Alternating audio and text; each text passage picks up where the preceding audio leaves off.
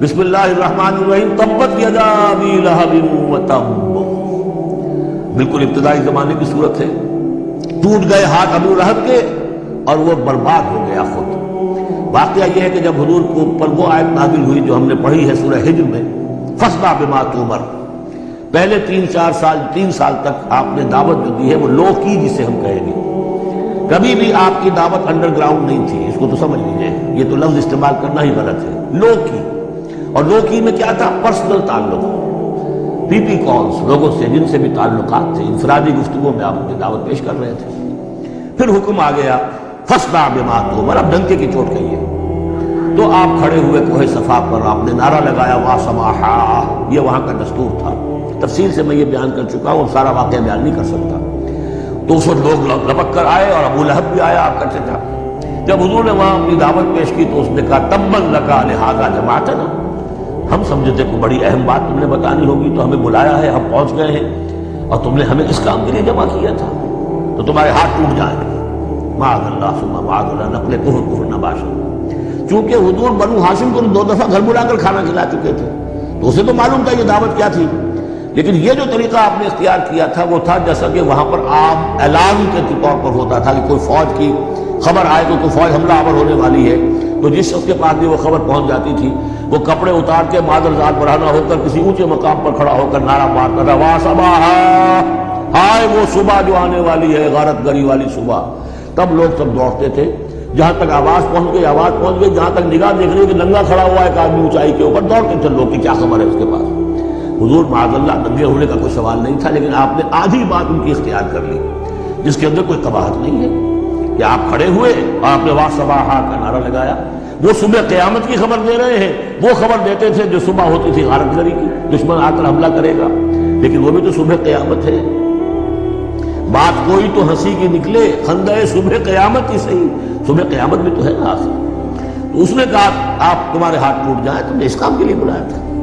تو فرمایا تبت یدا ابی لہب وتب، اے نبی جیسے آپ کے دشمن جنہوں نے آپ کو کہا کہ اس کی تو دم ہی کٹ گئی، وہ ہوں گے جن کی دمیں کٹ جائیں گی، جن کا نام لیوا کوئی نہیں رہے گا. اسی طریقے سے جس نے کہا ہے کہ آپ کے ہاتھ ٹوٹ جائیں، ہاتھ اس کے ٹوٹ گئے. یہ تو چند سال کے بعد کی بات ہے، لیکن حقیقت میں عالم غیب میں تو اس کے ہاتھ کٹ چکے ہیں. تب اور وہ برباد ہو چکا ہے. ما اغنی عنہ مالہ وما کسب، کچھ کام نہیں آئے گی اس کے، نہ اس کا یہ مال اور نہ وہ کمائی جو اس نے کی ہے ساری عمر اور جمع کیا ہے. سیصلی نارا ذات لہب، وہ جھونکا جائے گا آگ میں جو بھڑکتی ہوئی آگ ہے. اور لہب کا لفظ جو ہے اس کے اپنے نام میں بھی شامل تھا، یہ صنعت لفظی کہلائے گی ابو لہب، کیونکہ وہ بہت ہی سرخ و سفید رنگت کا، بہت جیسے کہ انگارے جیسا اس کا رنگ تھا، اور آنکھیں بھی بڑی بڑی تھی، نہایت حسین و جمیل انسان تھا. اور اس کی بیوی بھی ام جمیل تھی، بہت ہی خوبصورت عورت تھی. اور یہ دونوں جو ہے سمجھیے کہ بڑی ایلیٹ کلاس تھی اس معاشرے کی. اس کے پاس منصب تھا، یہ خزانہ وزیر خزانہ تھا حرم کا. چنانچہ اس کے بارے میں مشہور تھا کہ اس میں سے اس نے سونے کے بنے ہوئے ہرن چرا لیے. اخلاقی طور پر اس کا جو ہے وہ بدنامی اس درجے کی تھی، لیکن یہ کہ حرم کا خزانہ جو تھا وہ اس کی تحویل میں تھا، تو بڑا اونچا منصب دار تھا. تو اس کے لیے یہ کہا کہ جیسے یہ دہکتا ہوا انگارہ ہے، اس کو رنگ ہم نے دیا ہے، ایسی ہی دہکتی ہوئی آگ میں ہم اس کو جھونکیں گے. وامرأتہ، اور اس کی بیوی کو بھی. کیوں؟ یہ بھی اتنی ہی دشمن تھی حضور کی جتنا کہ ابو لہب دشمن تھا حضور کا. بلکہ یہ کہنا مشکل ہے کہ بیوی زیادہ دشمن تھی یا یہ کہ یہ شوہر زیادہ دشمن تھا، دونوں. اور میں بتا چکا ہوں آپ کو سورہ تحریم میں جو 3 مثالیں آئی تھیں. بہترین عورت بدترین مرد کے گھر میں، فرعون کی بیوی آسیہ. بدترین عورتیں بہترین لوگوں کے گھر میں، بیوی حضرت نوح کی اور بیوی حضرت لوط کی. ایک وہ جو نیک سرشت تھی اور نبی کی گود میں پلی، وہ حضرت مریم سلام علیہا. اور یہ بدترین شوہر اور بدترین بیوی. وامرأتہ حمالۃ الحطب، جو اٹھانے والی ہوگی ایندھن کو. عام طور پر لوگ سمجھتے ہیں کہ وہ بخیل تھی، وہ ایندھن لے کے آیا کرتی تھی. یہ بات نہیں تھی، وہ بڑی اس معاشرے کی جو ہے وہ بڑی، جس کو آپ فرسٹ لیڈی کہتے ہیں، اس طرح کی خاتون تھی.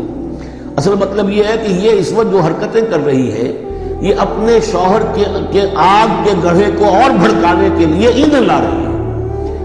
فی جیدہا حبل من مسد، جس کے گلے میں جو یہ ہار پڑا ہوا ہے موتیوں کا، حقیقت میں یہ اس رسی کے مانند ہے جس رسی کے اوپر یہ اب جائے گی آخرت کے اندر، تو وہ لا کر ایندھن اس وقت اور جہاں شوہر جل رہا ہوگا وہاں پہ اس کو ڈالے گی اور دہکائے گی اس آگ کو۔ یہ ہے مراد اس سے کہ در حقیقت وہ اٹھائے گی وہاں حقب لکڑیاں، اور فی جیدہا حبل من مسد، اس کے گلے کے اندر یہ جو ہار ہے